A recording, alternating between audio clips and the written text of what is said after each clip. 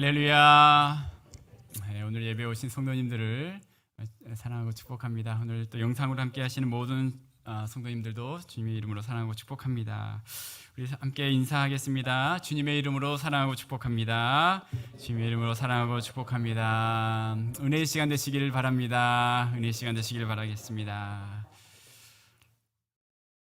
지난 추천 도서였던 조은하 교수의 은혜 입은 자의 삶, 은혜 입은 자의 삶에서 읽었던 내용 중에 기억에 남는 내용이 있었습니다. 이분의 지도 교수인 로버트 클린턴 박사가 이런 이야기를 했다라는 것입니다. 하나님은 반드시 한 사람을 다루어 가시는데 특별히 당신의 사람을 깊이 있게 다루신다. 한 사람을 다루시는데 깊이 있게 그 사람을 다루어 가신다라고 이야기를 합니다. 그러면서 이런 이야기를 합니다. 우리를 세상에 보내시는 하나님은 우리를 다루신다.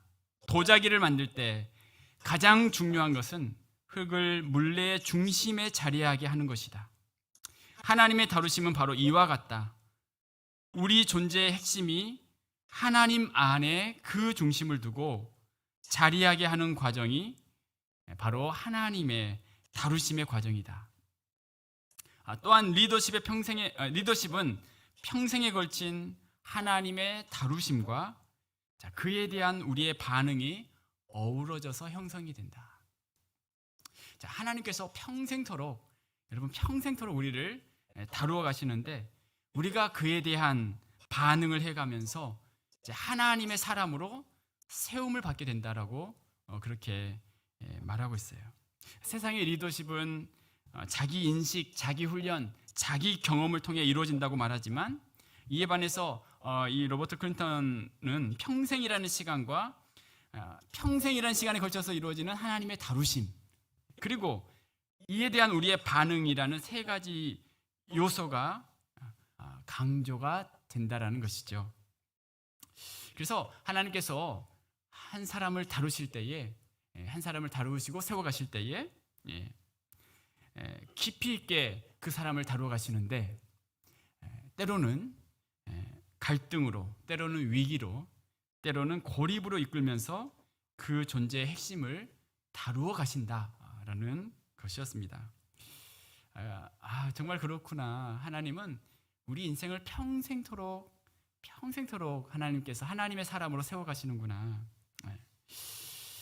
때로는 갈등의 상황을 우리가 만나기도 하고 위기를 만나기도 하고 고립의 시간을 지날 수 있지만 그 모든 과정이 하나님의 다루심의 과정이다라고 말하고 있어요. 그러면서 그와 같은 시간을 통해서 우리가 우리 자신의 삶을 바라보는 관점이 바뀌게 된다라고 이야기를 합니다. 정체성이 변화가 된다. 그동안 지금까지 자신의 정체성을 이렇게 보장해 줄 거라고 여겼던 어떤 업적이나 성취 같은 것이 나의 나된 것을 확증해 줄 수 없음을 깨닫게 되면서 이제 나는 누구인가라는 질문 앞에 서게 된다는 거죠. 나는 누구인가? 하나님이 처음부터 나에게 허락하신 정체성, 그것을 이제 갈망하게 되고 진정한 정체성을 찾기 위해 씨름을 하게 되고 하나님과의 교제에 집중하면서 더 이상 외적인 그런 정체성이 아닌 하나님을 존재의 중심에 두고서, 핵심에 두고서 거기서부터 흘러나오는 삶을 살아가기를 결심하게 된다라는 그런 내용이었습니다. 이 어떤 주장이 그냥 어떤 이론이 아니라 여러 많은 사람들을 이렇게 연구하면서 나왔던 충분한 데이터에 의해서 형성된 근거라고 이야기를 하는데요. 오늘 본문 이 말씀을 제가 이렇게 쭉 읽으면서 베드로의 인생을 생각을 해보게 되는데 베드로의 인생도 하나님께서 그의 삶을 깊이 있게 다루어 가고 계신다는 거죠. 그리고 베드로의 정체성이 변화되고 있는 내용들이 오늘 소개되고 있는 것입니다. 오늘 본문 바로 앞부분의 내용은 이제 예수님의 제자들 7명이 이제 고기를 잡는 내용이 나옵니다.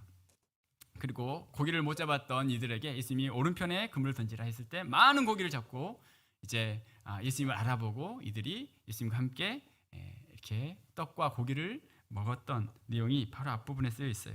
13절과 14절에 이렇게 이야기합니다. 예수께서 가셔서 떡을 가져다가 그들에게 주시고 생선도 그와 같이 하시니라. 이것은 예수께서 죽은 자 가운데 살아나신 후에 세 번째로 제자들에게 나타나신 것이라. 자, 이렇게 예수님이 함께 떡과 물고기를 함께 드시고서 세 번째 나타나신 것이라고 이렇게 설명한 후에 오늘 본문, 우리가 읽었던 오늘 본문 15절 말씀이 시작이 되고 있다는 거예요. 자, 지금 베드로는 어떤 상황이냐면 이미 부활하신 예수님을 여러 번 보았어요.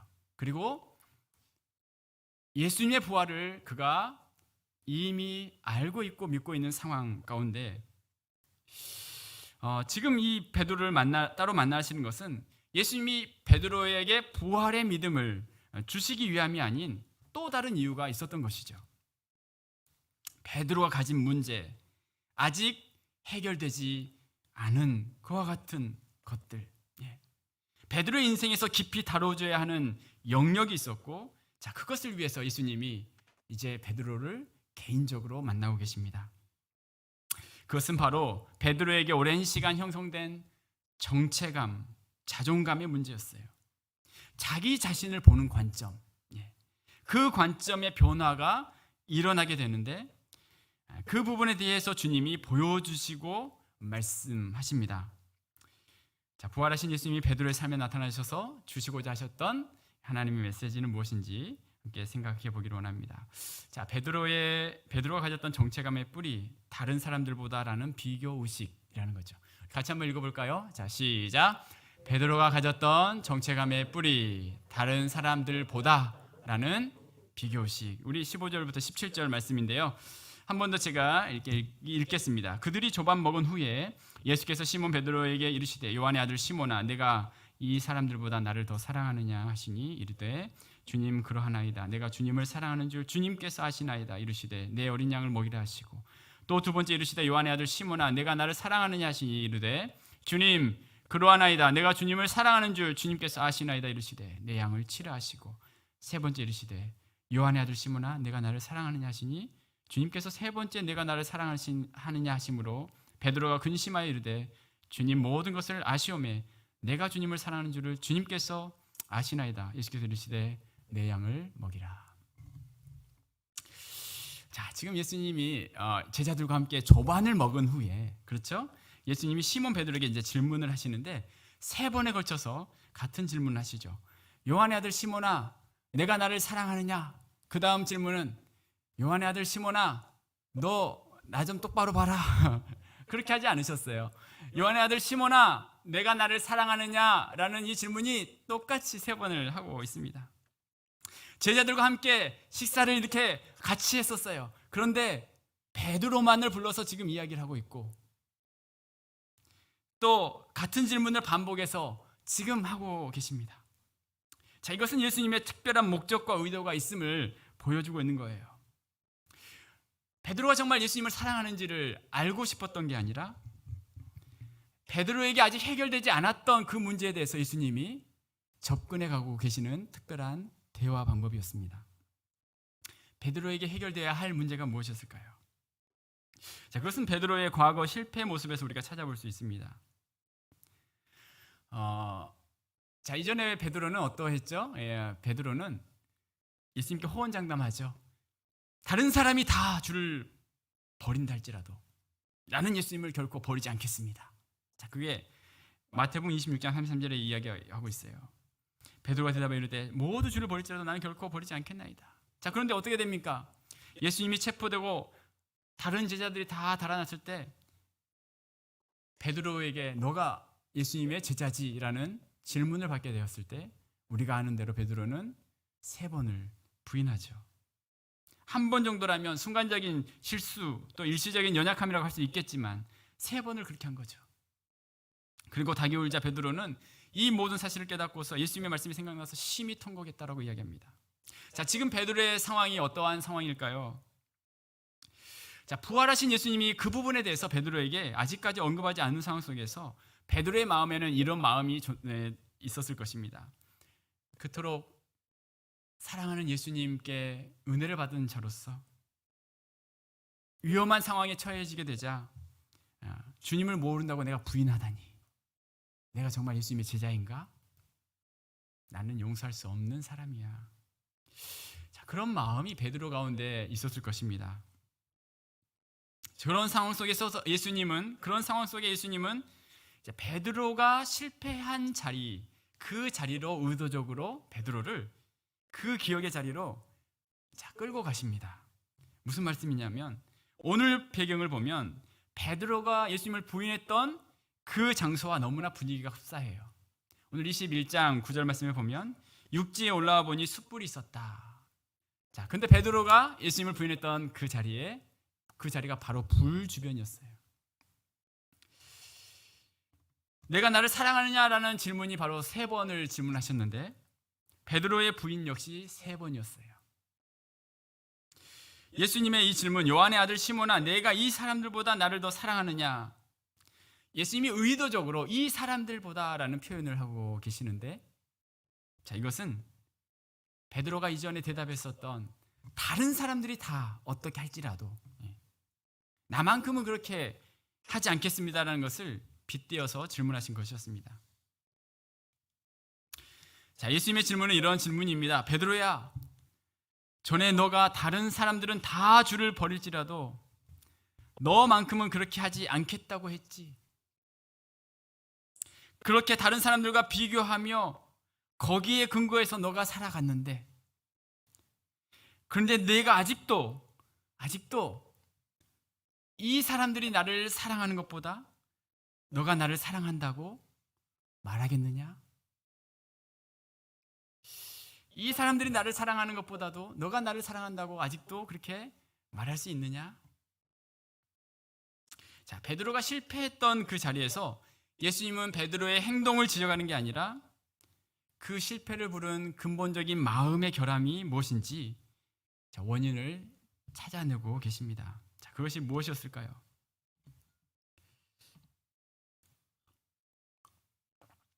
자, 예일대학교 볼프라는 신학자는 베드로의 문제를 거짓된 정체감이라고 이야기하고 있어요.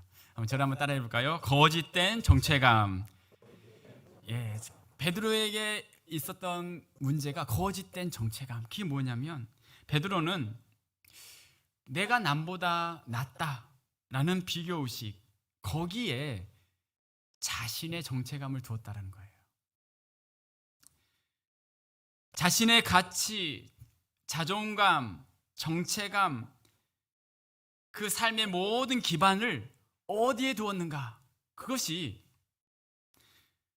남들은 다 부인할지라도 나는 결코 부인하지 않겠습니다라고 말하고 있는 이와 같은 태도, 이것이 바로 베드로의 삶의 가치였다라는 거예요. 베드로를 떠받치고 있었던 삶의 정체성, 자신이 그렇게 믿고 의지하고 따랐던 것이 무엇인가? 다른 사람들보다 더 뛰어난 것, 더 충성된 것, 거기에 자신의 삶의 가치, 정체성을 두었다라는 거예요. 자, 이것을 거짓된 정체감이라고 이야기하고 있어요. 자, 그런데 이 신학자는 그런 상황에서 만약에 자신의 뜻대로 그 일들이 이루어지지 않게 되면 누군가를 향해서 적대감으로 나타난다는 거예요. 이 거짓된 정체감이 그 마음을 가지고 있다가 내 뜻대로 안 되면 적대감으로 표현된다는 거예요. 그래서 베드로가 말고의 길을 잘라버리죠. 자, 그런데 지금 예수님이 그 문제를 해결하고 싶으신 거예요. 여러분, 베드로에게 부활의 믿음이 없었던 게 아니었어요. 오늘 이 만남이 만약에 없다 할지라도 베드로는 예수님의 부활을 증거할 수 있는 사람이었습니다. 그런데 베드로의 개인의 삶에 너무나 중요한 문제를 해결하고 싶으셨어요. 그것이 바로 오늘의 상황이었습니다. 거짓된 정체감의 모습들이 바뀌기 원했던 것이죠.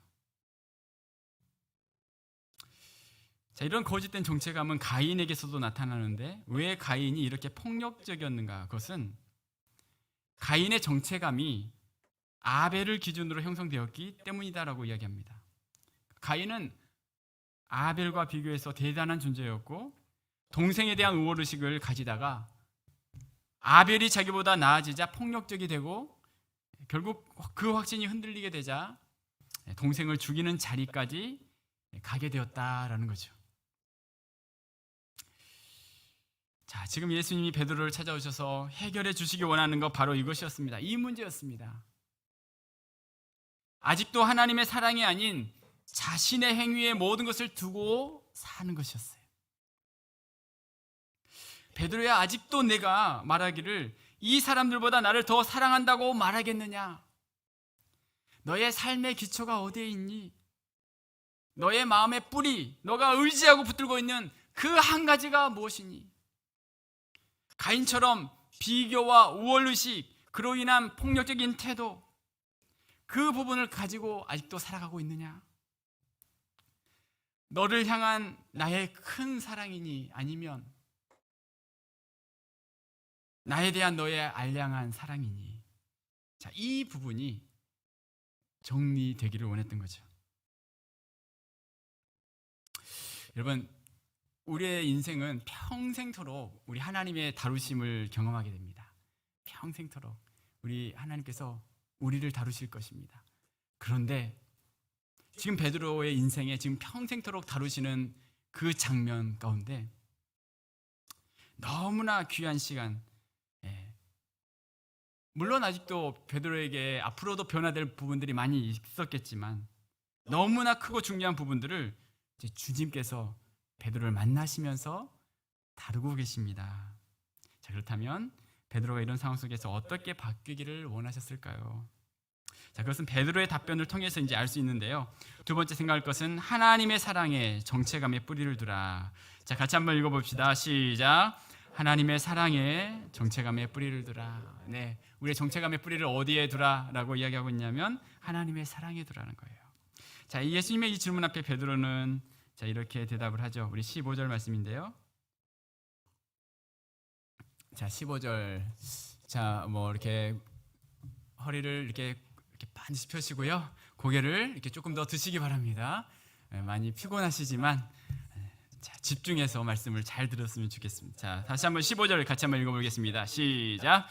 그들이 조반 먹은 후에 예수께서 시몬 베드로에게 이르시되 요한의 아들 시몬아, 내가 이 사람들보다 나를 더 사랑하느냐 하시니 이르되 주님, 그러하나이다. 내가 주님을 사랑하는 줄 주님께서 아시나이다. 이르시되 내 어린 양을 먹이라 하시고. 아멘.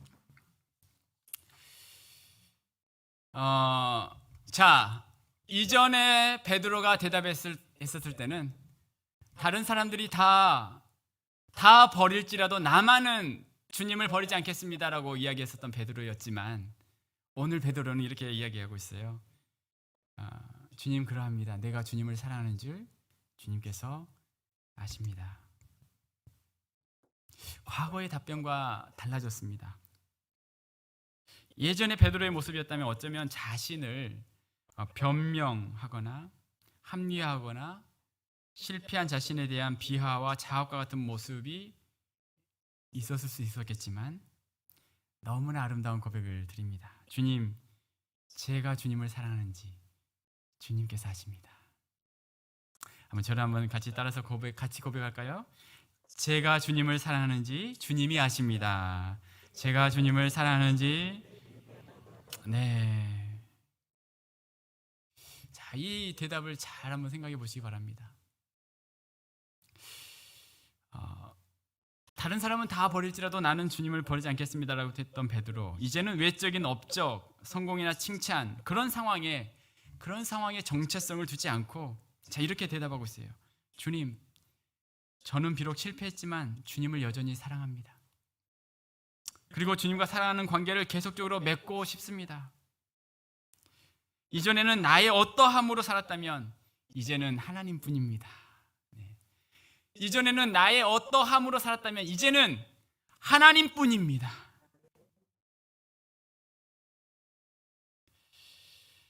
여러분, 평생에 걸친 하나님의 다루심이 모든 사람에게 있다라고 이야기를 하는데 지금 베드로가 하나님을 지금 이 자리에서 다루고 계시는 이 상황. 여러분, 자신을 바라보는 관점이 바뀌고 있습니다. 베드로가 그렇게 반응을 합니다. 외적인 업적과 성취가 자신을 결정하지 않습니다. 누군가의 성공이나 칭찬 그리고 외적인 직위가 정체성을 만들지 않습니다. 자, 지금 이런 찬양의 이 말씀을 준비하면서 이런 찬양이 생각났어요. 아버지 사랑합니다. 아버지 경배합니다. 아버지 채워주소서 당신의 사랑으로. 자, 우리가 하나님을 섬길 때마다 이런 마음을 빼앗아 가려고 해요. 이런 마음, 하나님을 향한 순전한 마음. 자, 그런데 우리가 하나님을 섬기면 섬길수록 이와 같은 마음이 필요한 거죠. 다른 무엇이 아니라 주님을 사랑합니다. 주님을 사랑하는 것을 주님이 하십니다. 정서적으로 건강한 영성이라는 책이 있습니다. 자, 그런데요, 이 책에서 예수님이 사탄에게 시험을 받으시는 장면에 대해서 흥미롭게 해석하는 내용을 보게 되었습니다. 자, 사탄이 예수님을 몇 번 시험을 하죠? 3번이죠. 3번이 시험을 하는데 이것에 대해서 사탄이 우리에게 던지는 3가지 잘못된 정체성과 가면이다라고 말을 하고 있어요. 무슨 말이냐면, 자, 마태복음 4장에 이제 사탄이 예수님을 시험을 하게 되는데 바로 그 앞에 나오는 장면이 어떤 장면이냐면 예수님이 세례를 받으신 장면이에요. 자, 세례를 받으실 때 하나님의 음성을 듣는데요. 마태복음 3장 17절 말씀에 자, 이렇게 이야기합니다. 우리 같이 한번 읽어볼까요? 자, 시작. 하늘로부터 소리가 있어 말씀하시되 이는 내 사랑하는 아들이요 내 기뻐하는 자라 하시니라. 아멘. 자, 예수님의 정체성은 무엇이었을까요? 바로 이 말씀이었어요. 하늘로부터 들려오는 이 말씀. 네. 자, 이 말씀이 예수님의 삶의 정체성이었습니다. 그런데 이 말씀 이후에 곧바로 나온 게 무엇이냐면 4장 1절이에요. 4장 1절에 그때에 예수께서 성령에게 이끌리어 마귀에게 시험을 받으러 광야로 가사. 자, 40일 동안 줄이시고 시험을 받게 되는데 그 시험의 내용이 보면 돌을 떡으로 만들라, 성령 꼭대기에서 뛰어내리라, 천하 만국을 보여주며 내게 경배하라, 이런 시험을 하는데, 자, 이 시험이 무엇이냐면 정체성에 관한 시험이었다라는 거죠. 무슨 말입니까? 내가 만일 하나님의 아들이거든 명하여 이 돌들로 떡덩이가 되게 하라. 자, 어떤 성과를 내라. 그것에 따라서 너의 정체성이 결정이 된다라는 거예요. 지금 예수님은 세상 속에 자신의 모습을 드러내지 않은 상황 속에서 사탄이 뭐라고 지금 유혹을 하냐면, 너가 지금 이 돌을 떡으로 만드는 이 업적, 이것을 이루는 것이 너의 모습이 될 것이다. 너의 정체성이 될 것이다. 너가 중요한 사람이 될 수 있는 거야. 너가 무엇을 이루는가가 너를 결정할 거야 라는 거예요. 예수님이 이미 하나님으로부터 자신의 삶이 어떤 삶인지 정체성에 대한 말씀을 분명히 17절에 3장 10절에 들었는데 사탄은 그렇게 이야기하고 있다는 거예요. 세상이 여전히 우리를 향해서 그렇게 말하고 있습니다. 당신은 무엇을 이루었습니까? 당신이 이룬 것이 없습니까? 그렇다면 당신은 하찮은 사람입니다. 이것이 세상의 메시지라는 거죠. 사탄은 또한 예수님을 이끌고 천하 만국의 영광을 보여주면서 너가 내게 절하면 이 모든 걸 주리라. 자, 이것은 너의 소유에 따라서 가치가 결정된다라는 그런 어떤 메시지라는 거죠. 모두가 뭔가를 가지고 있는데 정작 너는 아무것도 없구나. 너에게 이 모든 것을 소유하게 해줄 것이다. 너의 가치는 가진 것에 따라서 결정이 된다. 그래서 내가 너에게 이 모든 걸 줄 것이다 라고 사탄이 그렇게 이야기했다는 거예요. 그렇지 않습니까? 지금도 많은 사람들은 내가 무엇을 소유했느냐에 따라서 나의 존재를 그렇게 생각을 하는 거예요. 소유, 내가 뭘 소유했느냐에 따라서 내가 그런 사람이다라고 생각을 한다는 거죠. 또한 사탄은 예수님을 성경 꼭대기에 세우고 여기서 뛰어내리면 하나님이 너를 지키실 것이다. 이것은 무명의 예수님이 인기를 끌도록 하는 것, 많은 사람들이 좋아해주고 인정해주는 것으로 그렇게 유혹을 하는 거예요. 이미 예수님은 하나님께 너는 내 사랑하는 아들이요 내 기뻐하는 자라는 너무나 분명한 메시지를 들었지만 사탄은 끊임없이 이렇게 유혹한다는 거죠. 어떤 업적이나 소유함이나 남들의 평가나 인기, 그것으로 나를 평가하도록 한다는 것입니다. 사랑하는 여러분, 우리의 모습을 결정하는 것은 여러분 내가 나를 어떻게 생각하는가 거기에 달려있지 않습니다. 나의 업적, 나의 성공에 있지도 않습니다. 심지어 베드로가 가지고 있었던 주님을 향한 충성과 헌신도 그것이 나를 결정하는 게 아니었어요. 또한 다른 사람이 나를 어떻게 생각하는가에 따라서 결정이 되는 것도 아니었어요. 가장 중요한 것은 우리를 만드신 하나님이 예수님을 향해서 뭐라고 대답하셨는 것처럼 우리를 만드신 하나님이 우리를 향해 뭐라고 대답하시는가, 그것이 가장 중요하다는 거예요. 그것이 우리의 정체성의 기초가 된다는 거죠. 자, 우리 옆에 분에게 이렇게 한번 축복하겠습니다. 하나님이 어떻게 보시는가가 가장 중요합니다. 시작. 하나님이 어떻게 보시는가가, 할렐루야. 하나님이 어떻게 보시는가가 가장 중요하다라는 거예요. 하나님이 우리를 어떻게 보시는가, 그것을 세상은 계속해서 빼앗아 가려고 하는 거예요. 너가 어떤 업적을 이뤘느냐, 너가 무엇을 소유했느냐, 다른 사람이 너에 대해서 뭐라고 평가하느냐, 인기가 있느냐. 자, 어떤 미술가가 미술 작품을 만들었어요. 그리고 그 사람이 가격을 매깁니다. 자신의 노력과 어떤 공을 들이는 것에 따라서 이 정도면 되겠다라고 생각을 하고 가격을 정했어요. 작가가 그 작품의 가격을 결정하게 되는데 설사 사람들이 그 작품을 사지 않는다 할지라도 여러분 그 가치가 떨어지지는 않습니다. 아무도 안 산다고 해서 흥정해서 그 가격이 결정이 되는 게 아니죠. 만약 주인이 너무 돈이 없어서 이제 이것을 조금 깎아야겠다, 좀 가격을 내려야겠다라고 한다면 그 가격이 그렇게 결정될 수 있겠지만, 주인이 결코 아쉬울 게 없는 사람, 아쉬울 게 없다면 돈에 아쉬울 게 없어요. 사든지 안 사든지 나는 상관없어, 그렇게 말하면 여전히 그 가격인 것입니다. 자, 무엇에 대한 가치는 다른 사람들이 결정하는 게 아니라 만든 분이 결정한다는 거예요. 그것을 만든 분, 그렇습니다. 예수님이 우리에게 이렇게 말씀하고 계십니다. 요한복음 8장 36절 같이 한번 읽겠습니다. 시작. 그러므로 아들이 너희를 자유롭게 하면 너희가 참으로 자유로우리라. 아들이 너희를 자유롭게 하면 너희가 참으로 자유로우리라. 나의 어떠함이나 다른 사람들이 나를 어떻게 보느냐가 아니라 창조주 하나님으로 인해서 우리의 삶이 결정이 된다는 거예요. 베드로는 지금까지 자신의 모든 자존감의 기초가 다른 곳에 있었어요. 자, 그런데 이제 베드로가 그것을 내려놓습니다.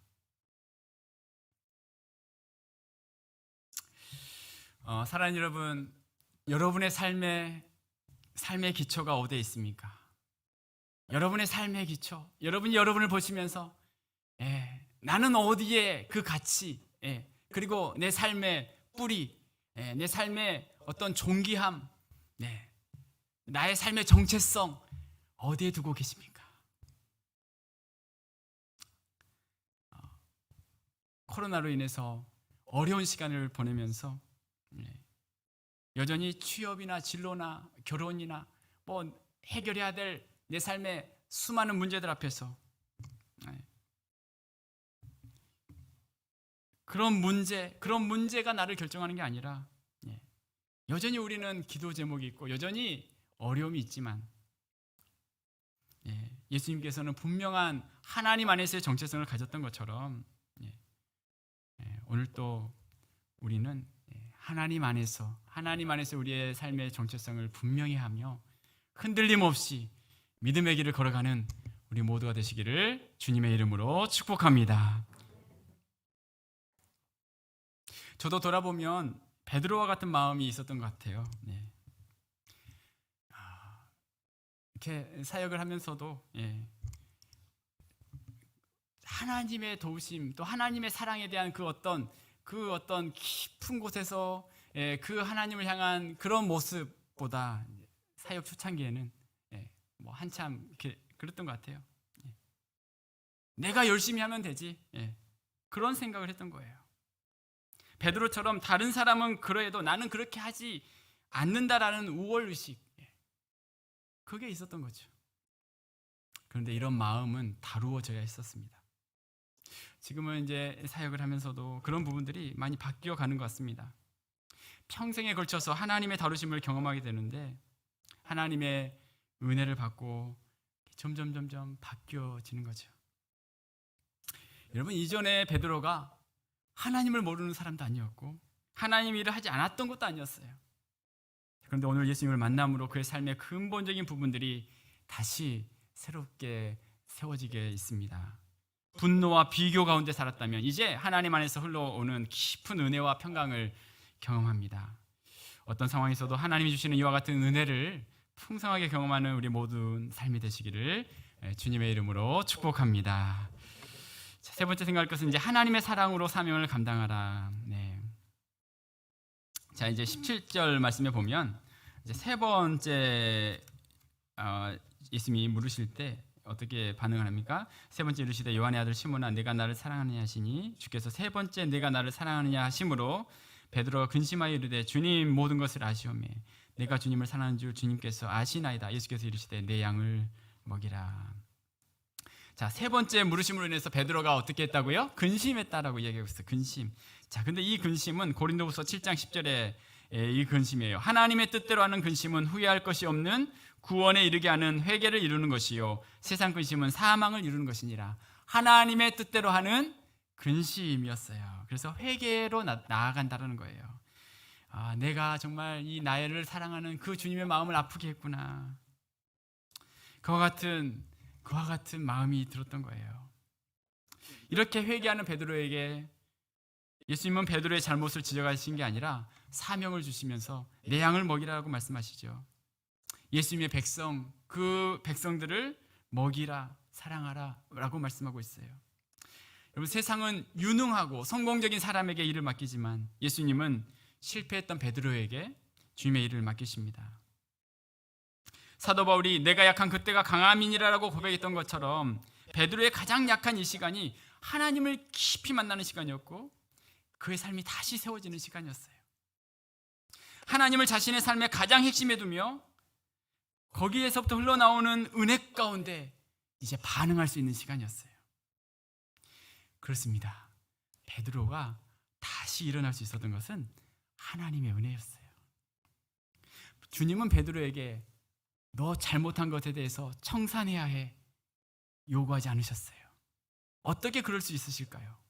이미 예수님께서 십자가에서 베드로의 모든 잘못을 다 용서하셨기 때문이죠. 자신을 부인했던 것에 대한 책임을 묻지 않으십니다. 갈라디아서 3장 13절에 이렇게 말씀합니다. 우리 같이 한번 읽어보겠습니다. 시작. 그리스도께서 우리를 위하여 저주를 받은 바 되사 율법의 저주에서 우리를 속량하셨으니. 우리를 위하여 저주를 이미 받으셨던 거죠. 베드로를 위해서 저주를 받으셨던 거죠. 우리가 있어야 할 자리에 예수님이 대신 가셨던 거죠. 우리가 죽어야 할 자리에 예수님이 대신 죽으신 것입니다. 그러므로 인해서 베드로에게 어떤 책임도 묻지 않으시고 내 양을 먹이라라고 말씀하십니다.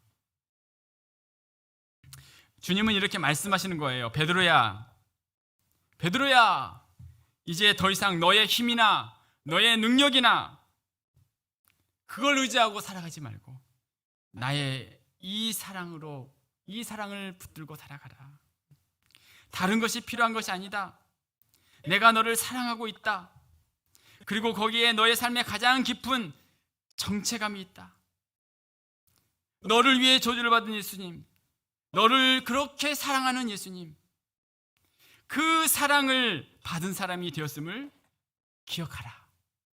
내 은혜와 용서에 푹 적셔짐으로 주님을 사랑하는 그 길을 가기를 원한다.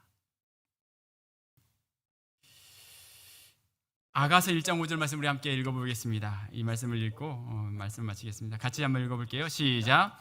예루살렘 딸들아, 내가 비록 검으나 아름다우니 게달의 장막 같을지라도 솔로몬의 휘장 같구나. 아멘. 아가서는 술람미 여인과 솔로몬의 사랑을 이야기하는 말씀이죠.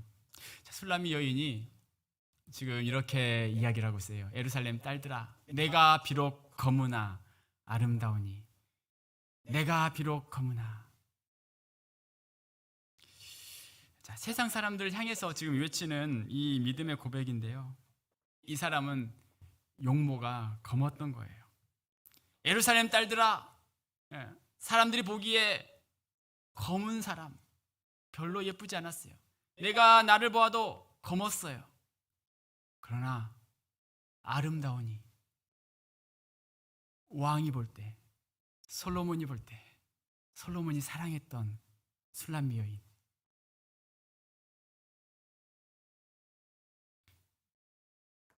내가 비록 검은아가 중요한 게 아니라 아름다우니, 왕이 나를 어떻게 쳐다보는지 솔로몬이 볼 때 아름답다고 여겨졌다라는 거죠.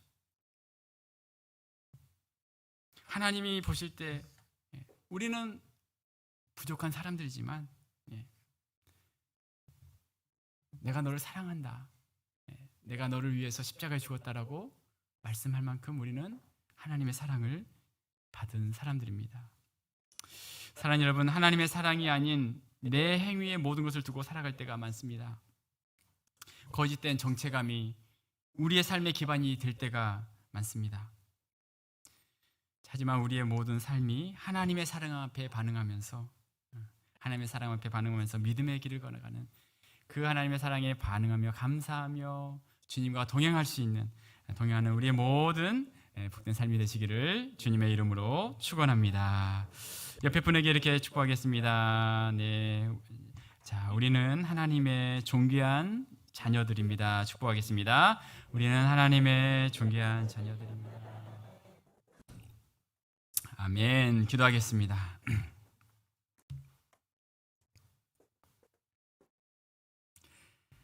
하나님, 오늘 베드로의 삶에 주님이 친히 찾아오셔서 그의 인생의 깊은 다루심, 깊은 만남, 또 참된 정체감의 기초가 무엇인지를 깨닫게 하신 하나님 감사합니다. 주님, 내가 나를 보는 것도 아니고 다른 사람이 나를 보는 것도 아니고 하나님이 나를 어떻게 보시는지, 예수님이 반응하셨던 것처럼 하나님 하늘로부터 음성을 들었던 그 예수님이 결코 흔들리지 않았던 것처럼 하나님, 이 세상 가운데 나의 성공, 나의 업적, 나의 소유, 또 심지어는 나의 충성, 거기에 우리의 삶에 기반을 두지 않고 온전히 주님을 사랑하는, 그 주님 나를 사랑하시는 그 사랑 앞에 주님, 제가 주님을 사랑하는 것을 주님이 아십니다 고백할 수 있는 그 사랑 앞에 반응하는 우리의 모든 삶이 되어줄 수 있도록 주의 크신 은혜를 허락하여 주시옵소서. 잘못된 정체감으로 붙들려 있지 않게 하시고 믿음의 눈을 들어서 하나님 바라보시는 모습으로 바라보며 살아가는 우리 모두가 될 수 있도록 인도하여 주시옵소서. 감사드리오며 예수님의 이름으로 기도드리옵나이다. 아멘.